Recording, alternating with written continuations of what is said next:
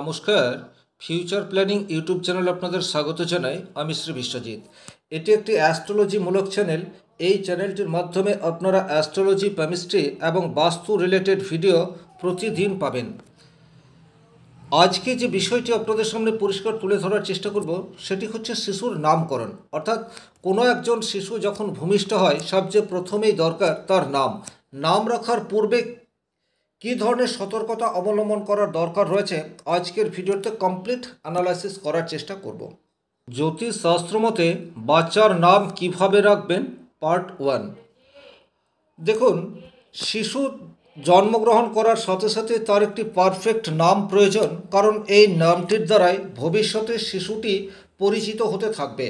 তাই আজকে যে বিষয়টি পরিষ্কার তুলে ধরব সেটি হচ্ছে রাশি অনুসারে নাম কিভাবে রাখবেন। এটি একটি উদাহরণ কুণ্ডলীর সাহায্যে বুঝব।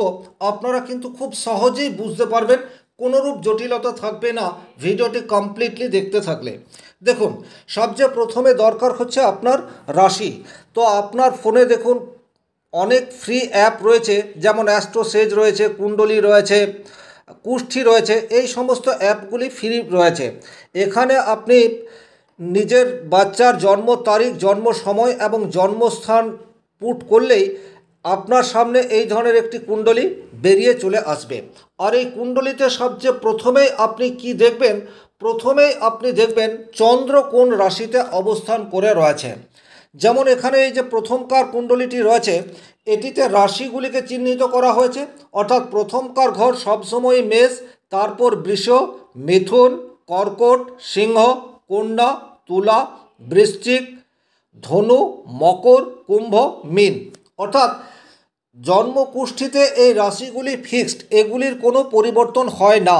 এবারে আপনাকে কি দেখতে হবে? এবারে দেখতে হবে এই যে 12টি রাশি রয়েছে, এই 12টি রাশির মধ্যে চন্দ্র কোন রাশিতে অবস্থান করে রয়েছে। তাহলে এটি উদাহরণ কুণ্ডলীর সাহায্যে বোঝার চেষ্টা করব। দেখুন, এখানে চন্দ্রমা রয়েছে কুম্ভ রাশির ঘরে। এই জায়গাটায় চন্দ্রমা রয়েছে।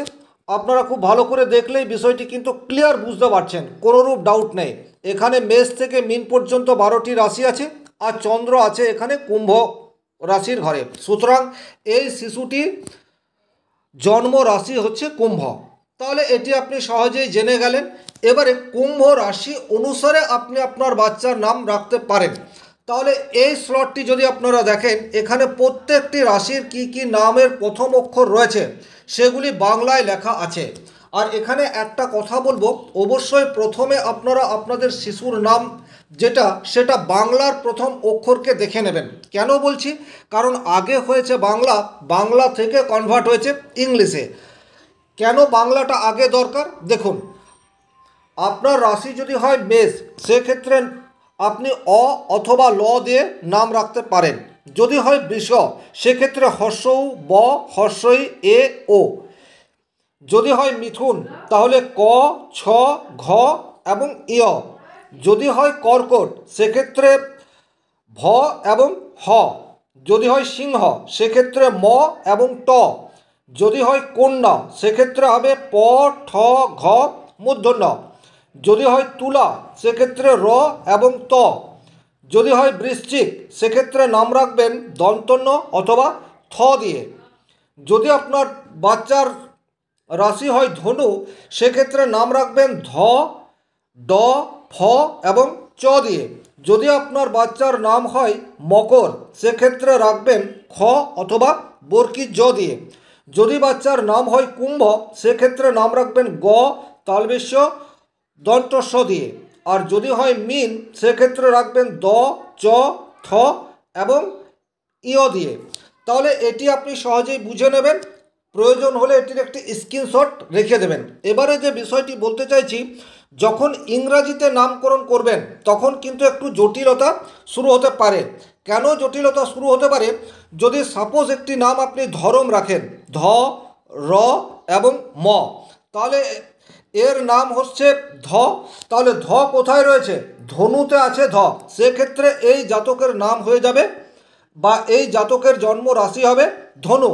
কিন্তু যখন আপনি ইংলিশে এটিকে কনভার্ট করার চেষ্টা করবেন, তখন ধরমের নামের ইংলিশ বানান হবে DHARAM এক্ষেত্রেও কিন্তু ডি আসছে, এবং ডি যখন চলে আসছে তখন আপনারা দেখে নিন ডি, সেক্ষেত্রে কিন্তু যদি মীন রাশি দ হয় সেক্ষেত্রেও কিন্তু স্টার্টিং নাম ডি হবে।